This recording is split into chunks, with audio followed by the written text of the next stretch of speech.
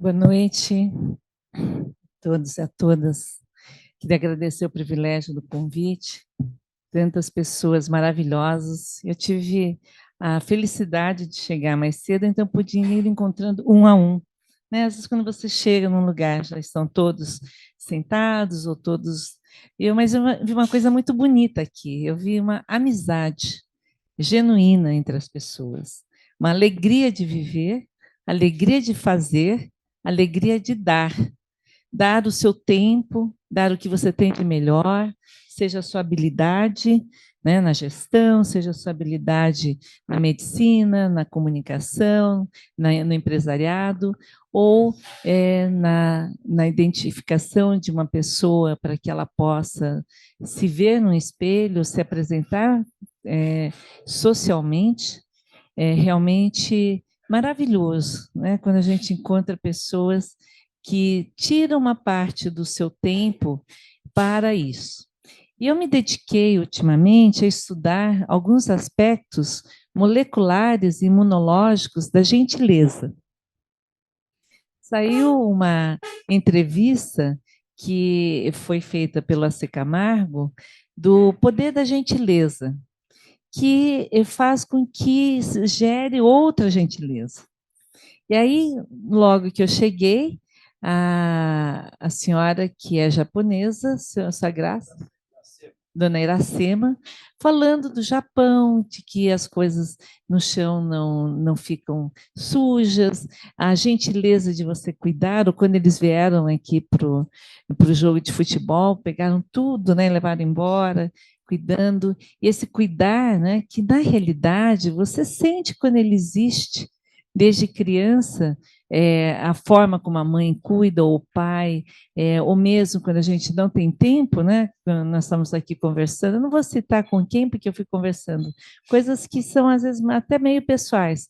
E a gente vê que, mesmo sem o tempo, às vezes, que você gostaria de ter para os seus filhos, você deu o seu melhor. E essa preocupação com o seu melhor é algo que aumenta o nosso código da imunidade. Existem RNAs mensageiros que levam à produção de proteínas que vão ser responsáveis pelo aumento da nossa imunidade e diminuição do nosso processo inflamatório. E isso tudo junto dá um algoritmo que você pode medir, por exemplo, se crianças que são espancadas e que é uma situação difícil, são abrigadas juntamente com as mães em abrigos lá no Canadá, as mulheres que são treinadas, educadas ou reeducadas para serem gentis com os seus filhos, elas ao longo do tempo acabam aumentando a sua imunidade e as crianças também. As pessoas que fazem meditação pensando em alguém especificamente, ajudando mais essa pessoa, ela aumenta mais a imunidade do que se ela pensar nela mesma. Isso é simplesmente para você ver a interface entre a ciência e a qualidade humana. E uma das grandes dificuldades na vida é você se liberar de coisas ancestrais. Um outro estudo que foi feito foi um estudo sobre as pessoas que ficam ruminando. Era o termo mesmo que foi usado. A gente ficar ruminando sentimentos ruins, ou pensamentos ruins, ou mágoas e raivas, elas nos machucam internamente. É como se a gente atrapalhasse o sistema de funcionar como funcionaria numa homeostase. Quando a gente tem a oportunidade de estudar o corpo humano e o funcionamento do nosso organismo, você descobre que tem algumas áreas de autorregulação que são os nossos hormônios. Todo mundo fala de estresse, né? O que é estresse, estresse, estresse? É um aumento absurdo de adrenalina. É aquela coisa da guerra, da fight and flee, né? Você luta e foge. Só que, quando você via o leão e saía correndo, era uma coisa. Hoje em dia, você fica quieto na sua escrivaninha e você não pode sair correndo. Mas a sua pressão sobe, o seu coração dispara, você muda a sua temperatura, você muda a produção endógena de cortisol. A gente engorda, principalmente na parte central, a gente cria uma imunidade diminuída. Então, o estresse, ele atua numa série de áreas do nosso cérebro, que são muito parecidas com as áreas da mágoa e da raiva, porque todos repercutem na produção, através do nosso cérebro, de glândula suprarrenal e de adrenalina e adrenocorticotróficos, substâncias adrenais que aumentam a produção de cortisona e que diminui, portanto, a imunidade. Então, nós somos seres bioquímicos. Somos seres bioquímicos, mas nós somos seres físico-quânticos. Porque, ao mesmo tempo, se a gente interage num ambiente como esse, a gente já teve uma conexão do nosso inconsciente, o nosso inconsciente coletivo. Quando a gente fala de instinto de maternidade, o que é o instinto de maternidade ou de paternidade? É algo que os animais têm, que fazem com que você proteja a sua prole, né? Mas esse instinto, ele está ancestral dentro da nossa forma de ser. Assim como o amor. O que é o amor? O amor você não dá para palpar, mas você sente. Você sente quando ele ocorre. Você sente quando o médico realmente se preocupa com você. Aquele I do care, né? Eu realmente me preocupo com você. Isso faz uma diferença enorme. Nós tivemos uma situação recente que a gente foi cuidar de um rapaz que, tentando entrar no sistema público de saúde, não conseguia, ele acabou indo para lá no hospital, no Jardim Ângela, e a gente acabou indo até lá, no Jardim Ângela, já fui 2 vezes, para tentar ajudar a salvar o rapaz, um rapaz de 36 anos, mas que acabou, por causa da pressão, excesso de remédios para aumentar a pressão, etc., ele vai ficar com a mão totalmente enegrecida e possivelmente não consiga mais movimentar. Mas, fora isso, ele perdeu uma parte do intestino, várias coisas.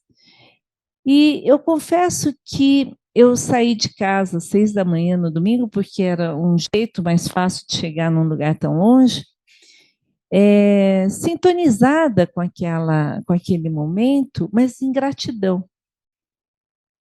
Porque a gratidão, quando você tem a sua casa, quando você liga para o celular ou faz um WhatsApp e o seu médico responde, quando você consegue ser atendido condignamente, quando você consegue fazer um hemograma.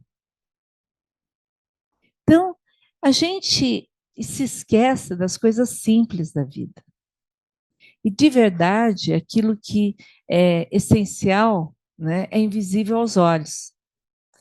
E aquilo que fica e que permeia a vida das pessoas é aquilo que atua na interface.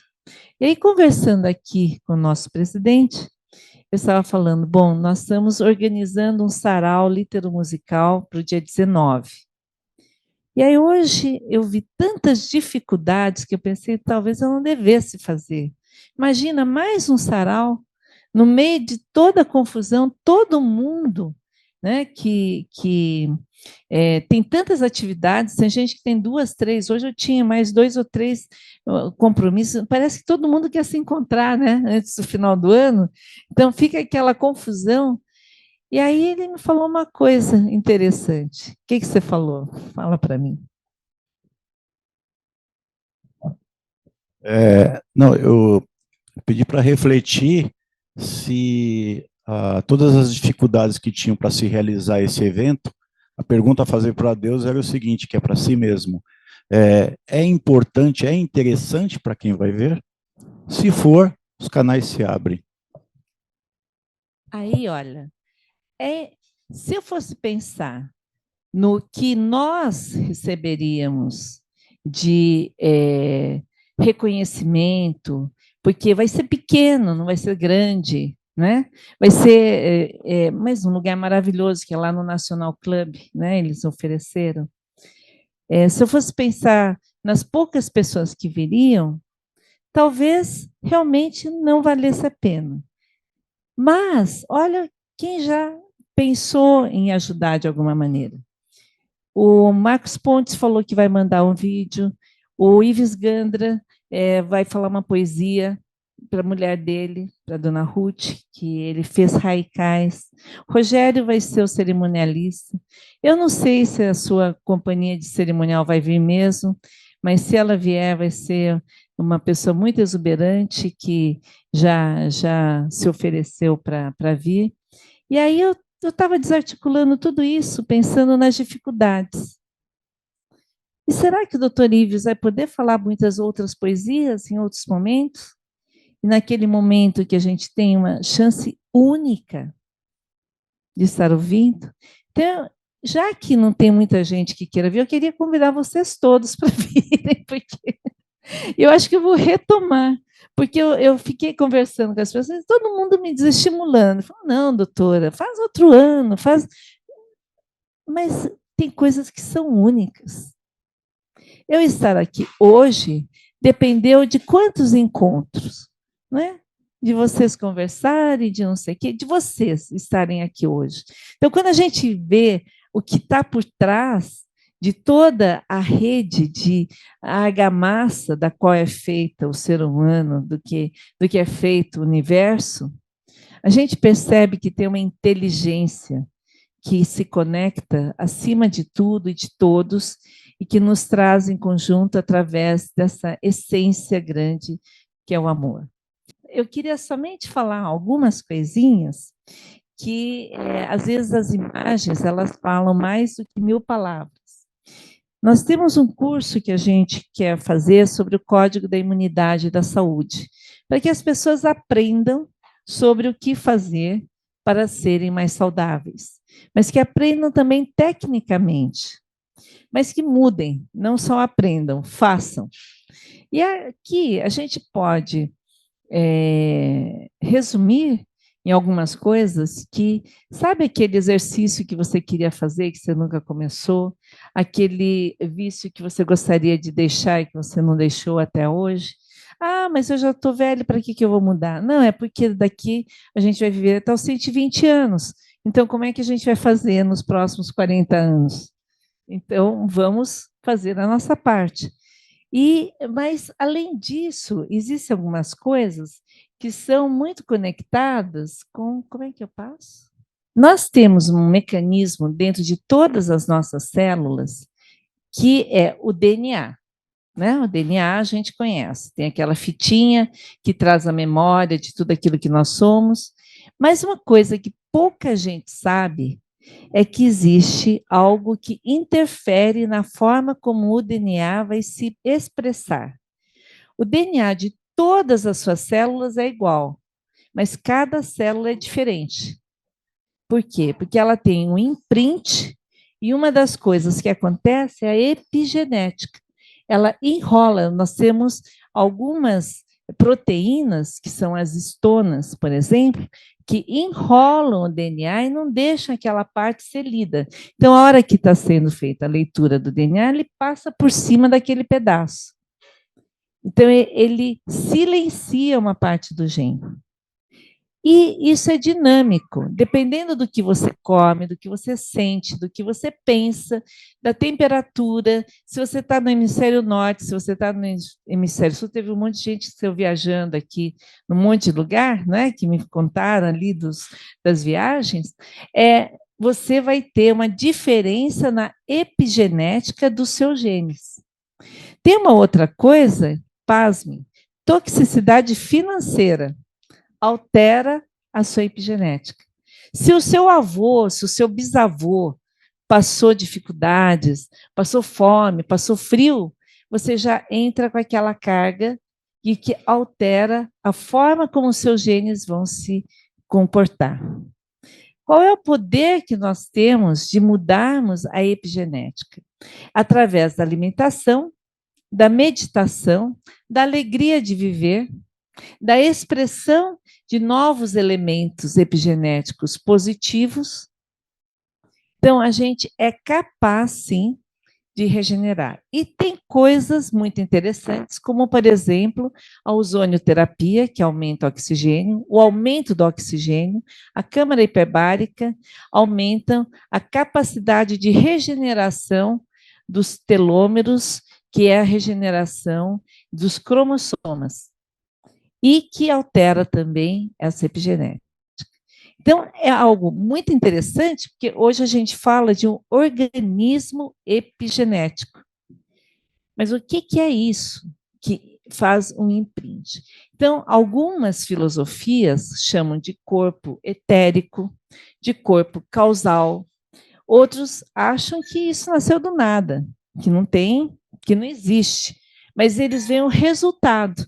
Então, por mais que os cientistas eventualmente não acreditem que exista algo além da matéria, eles têm que admitir que existe algo que altera todo o gene da pessoa o tempo todo e que não é palpável. Então, essa interface entre a ciência e aquilo que a gente vê, aquilo que a gente experimenta e que faz com que a gente tenha a vida, em última essência, que é completamente diferente, aqui não, aqui tinha vida, mas é completamente diferente de algo que é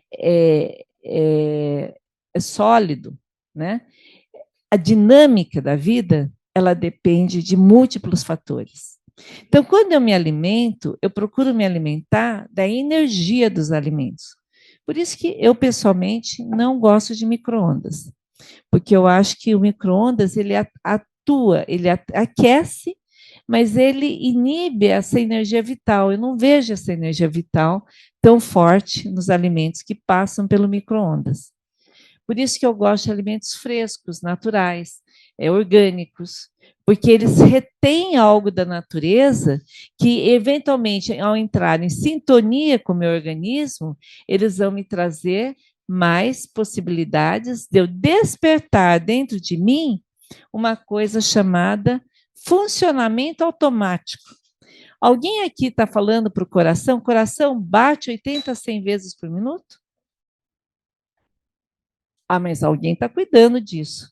O que é? O nosso sistema nervoso automático, que depende de acetilcolina, depende de uma série de mediadores, e esse sistema nervoso automático, ele diz, bom, hoje estava meio frio aqui, contrai todo o tecido de vasos. Agora está quente, dilata, e vamos produzir suor para equilibrar a temperatura interna.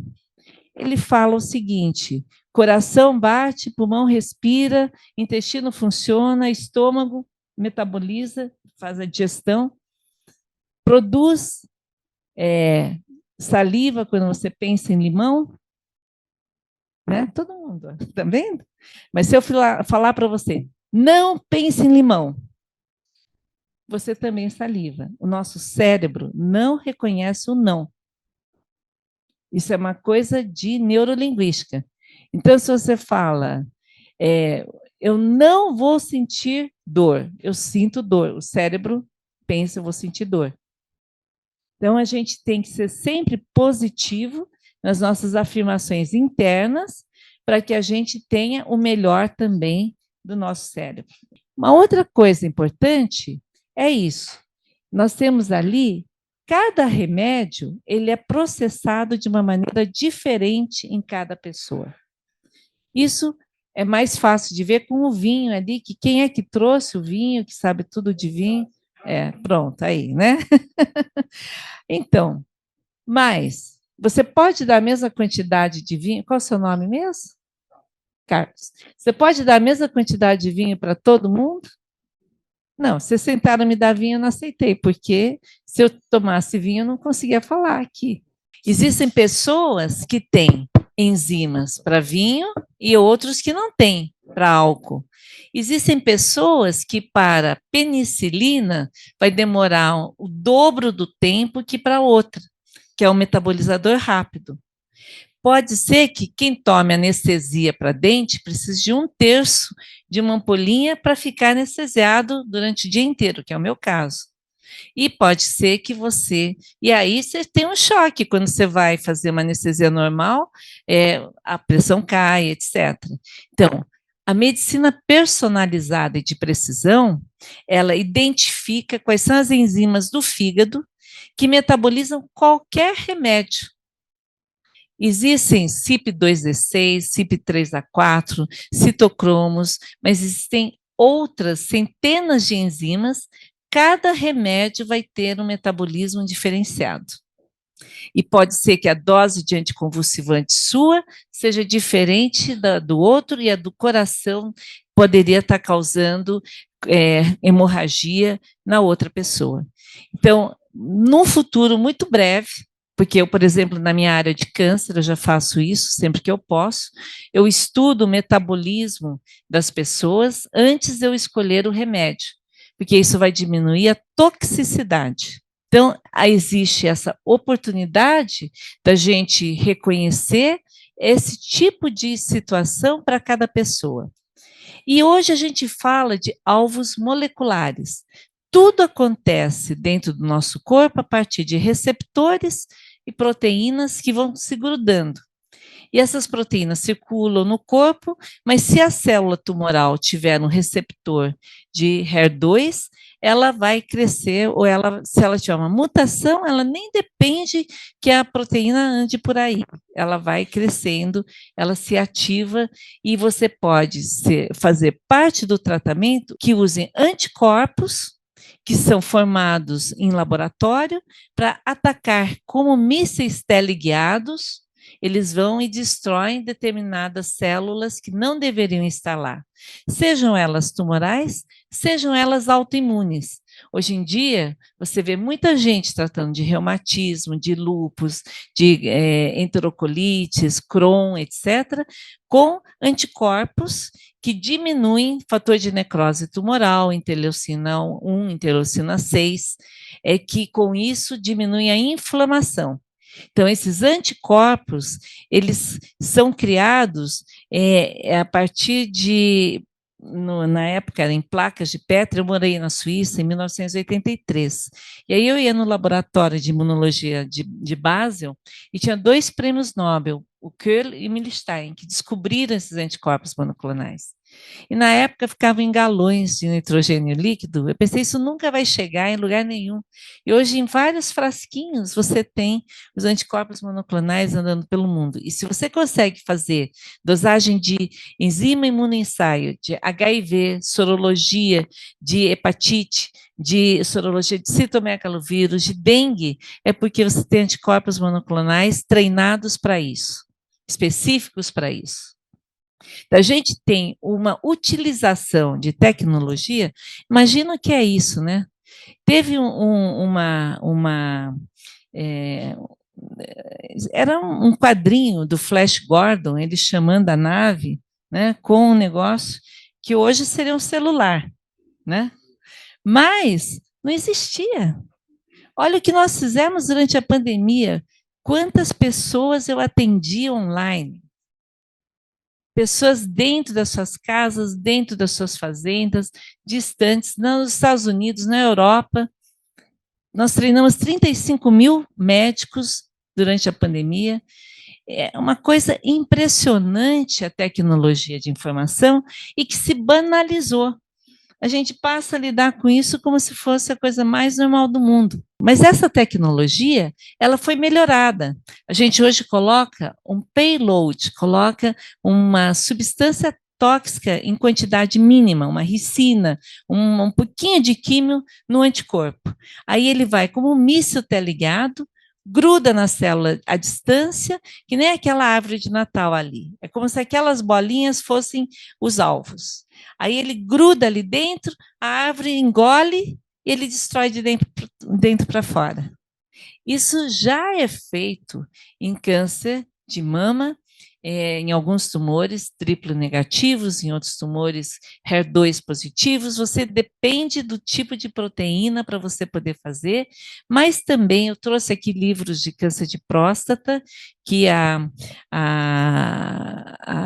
Márcia Bu e o Fernando Iqueda, lá do grupo do Rotary, né, do Butantan, nos ajudaram a fazer, e vários cientistas escreveram, mas você já tem essa possibilidade de fazer esses tratamentos moleculares e imunológicos, inclusive respondendo à resposta, fazendo com que a resposta imunológica aumente. A pessoa que está com tumor, ela está com uma resposta inerte. O tumor está crescendo e ela não está percebendo. E aí, no que você tira a casquinha que fazia com que aquele tumor fosse evadido, através de um anticorpo, você joga o anticorpo, tira a casquinha e o tumor aparece para o organismo. E o próprio organismo combate a célula tumoral. Então, isso mostra o conjugado, e comprimidos aliviam a dor, mas só o amor alivia o sofrimento. Então, você pode ter comprimidos, você pode ter substâncias moleculares, você pode ter anticorpos, células. Eu vou falar ainda um pouquinho de células. Células imunológicas que você pega de cordão umbilical e transforma em células NK, Natural Killer. Então, aquela geleia de Wharton pode ser feita para você aumentar a quantidade de células tronco imunológicas, ou de dente, de polpa de dente, ou de palato, ou de gordura. Nós temos vários lugares, ou de medula, que fazem células tronco.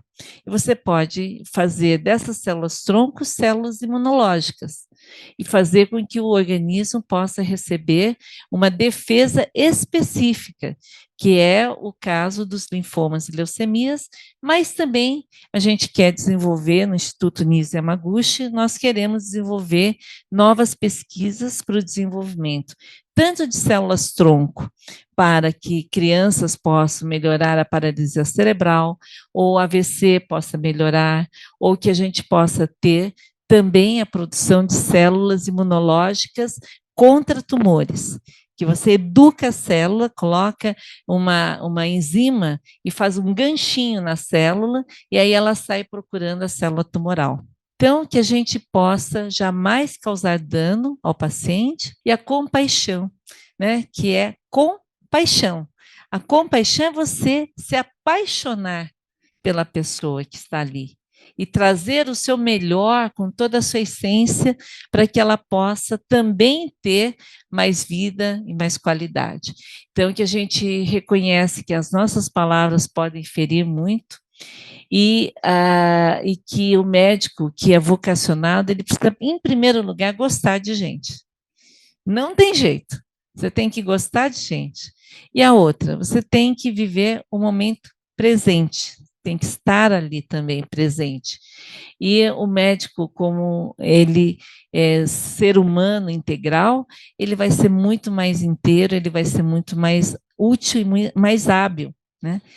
E eu queria dizer que na minha vida, o meu currículo não é meu, ele é de todos, porque o número de pessoas que contribuiu para que eu pudesse chegar até aqui é imenso. Todos os professores, todos os meus cientistas, amigos que me receberam de braços abertos, que me educaram, que me deram conhecimento, me deram espaço. Esse meu grupo de Lyon, da International Prevention Research Institute, nós nos reuníamos anualmente com países da África para a gente falar sobre novas estratégias, como fazer para que eles pudessem sair daquela dificuldade toda. Só o fato da gente estar junto, a Anne, que é uma senhora, é uma ex-freira, ela deixou de ser freira, mas continuou no celibato, para ela poder ter liberdade, porque as freiras não podiam andar na África, porque ela tinha medo que elas fossem atacadas.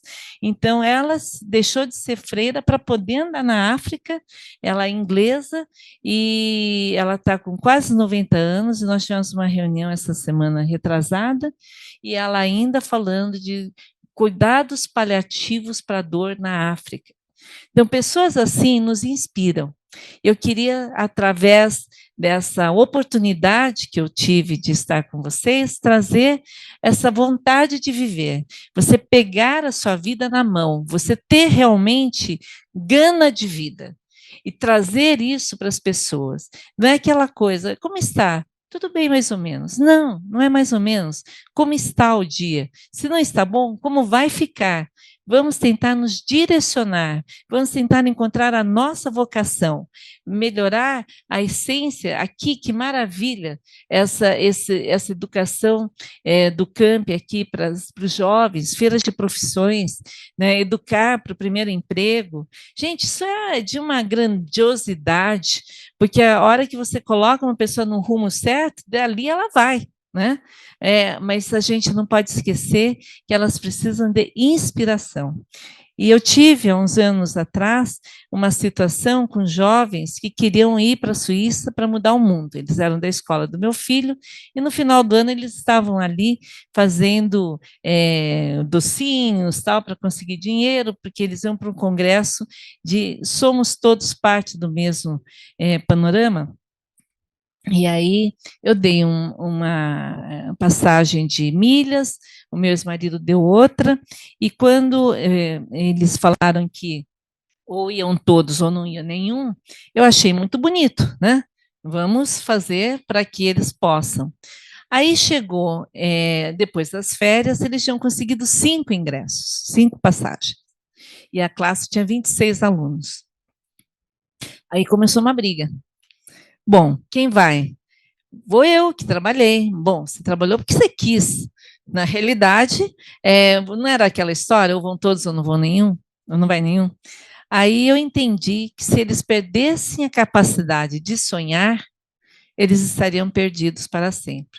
Se aqueles 5 que trabalharam para conseguir deixassem de acreditar, nós teríamos um problema. Então eu fui lá e falei assim: bom, eu também acho que quem trabalhou, trabalhou porque quis.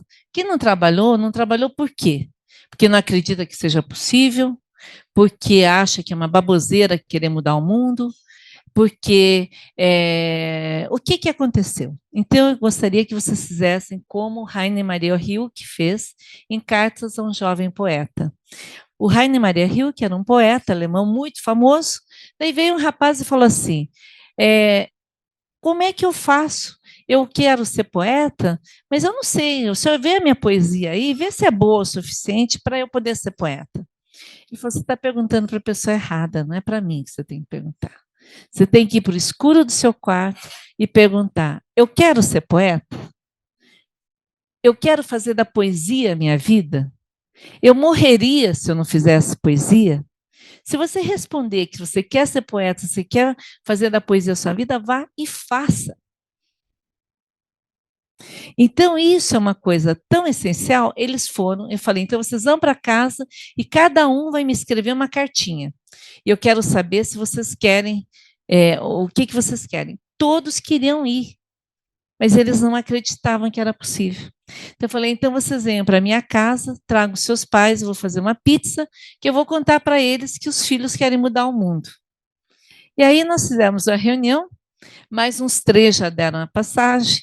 Aí a gente conseguiu, num sarau dos meus pacientes, veio o Carrasqueira tocar com a irmã dele, flauta transversal e piano. A gente conseguiu mais uma, fizemos uma pizzada lá no mercado, conseguimos mais 2.